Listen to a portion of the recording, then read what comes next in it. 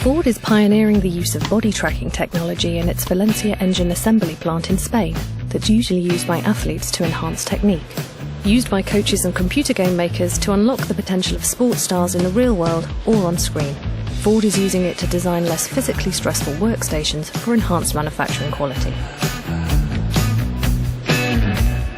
The suit is equipped with motion tracking sensors that follow head, neck, shoulder and limb movements.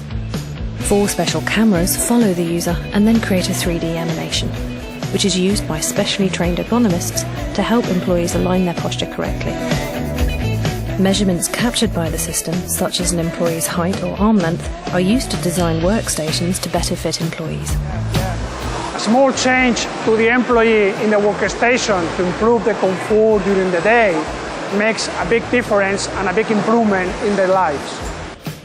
The company is considering further rollout to its other European manufacturing facilities.